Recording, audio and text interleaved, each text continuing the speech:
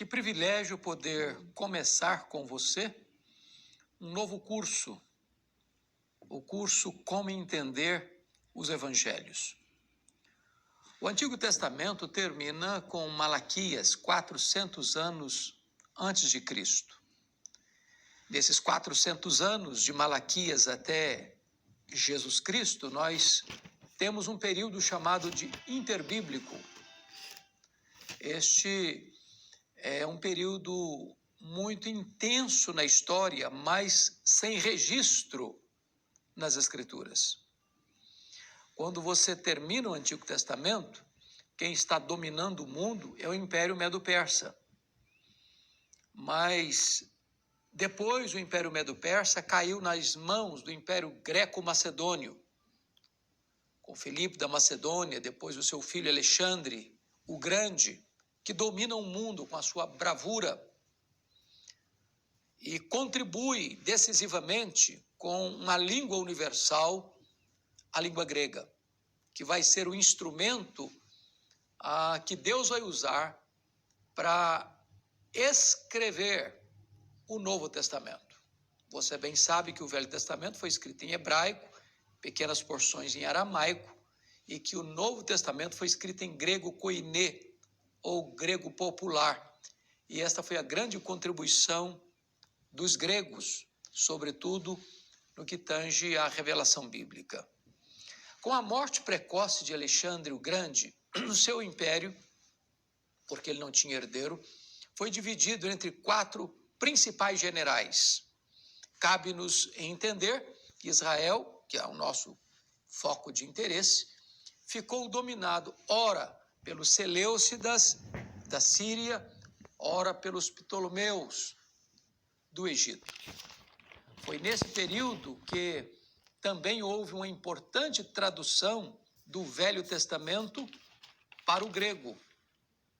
E essa versão foi chamada de Septuaginta, porque 70 eruditos se reuniram para verter o Velho Testamento do hebraico para a língua grega. E muito provavelmente o texto que os cristãos primitivos tinham era exatamente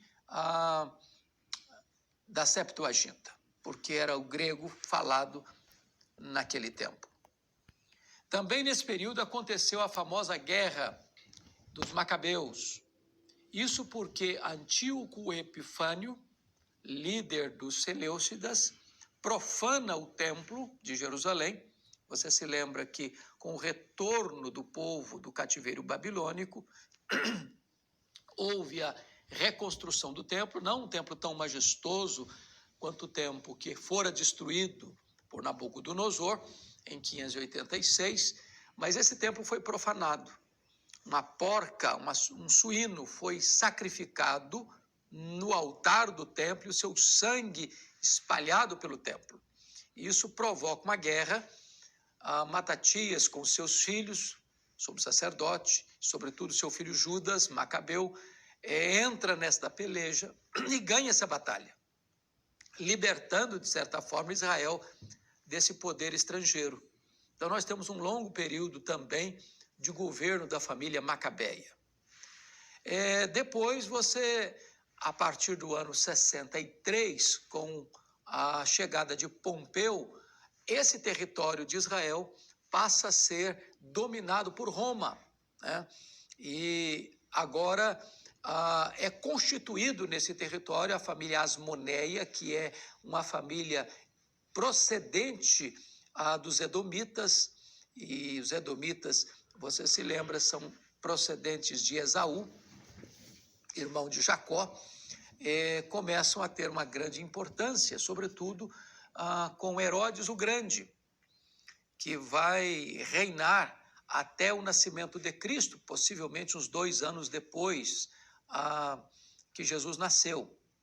E Herodes o Grande vai ser aquele grande administrador que vai construir não só embelezar, mas ampliar o templo de Jerusalém, vai construir a fortaleza de Massada, vai construir o porto marítimo de Cesareia, vai construir a fortaleza da Antônia, as grandes obras foram erigidas por Herodes o Grande. Mas esse homem era um cara muito desconfiado, tinha muito medo de perder o poder, e ele casou-se 10 vezes, e este homem foi crudelíssimo, matando inclusive seus familiares. Sua esposa preferida, chamada de Mariana, foi assassinada por ele, a sua sogra foi assassinada por ele, o seu sobrinho assassinado por ele, seus próprios filhos, alguns deles assassinados por ele.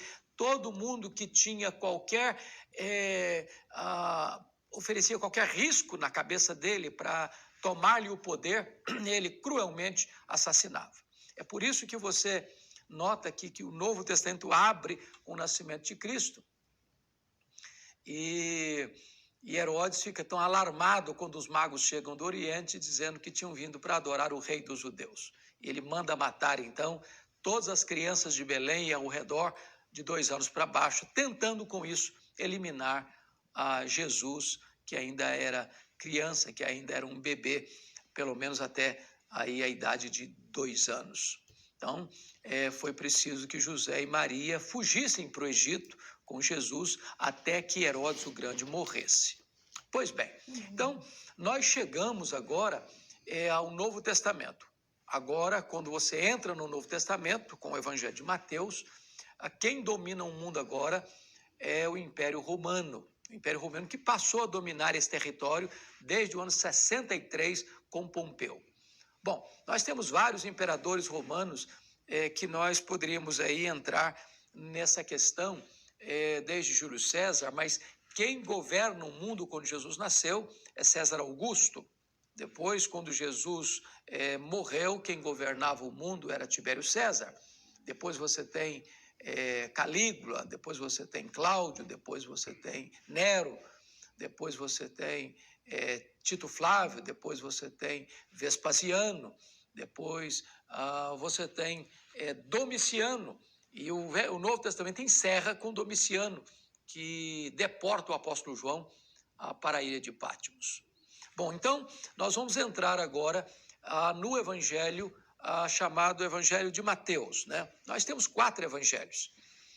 Já disse isso aqui em outras aulas que vão se seguir, mas eu quero, de início aqui, nesse primeiro momento do curso, nessa primeira aula do curso, dizer que você tem 4 evangelhos, sendo 3 deles sinóticos: Mateus, Marcos e Lucas.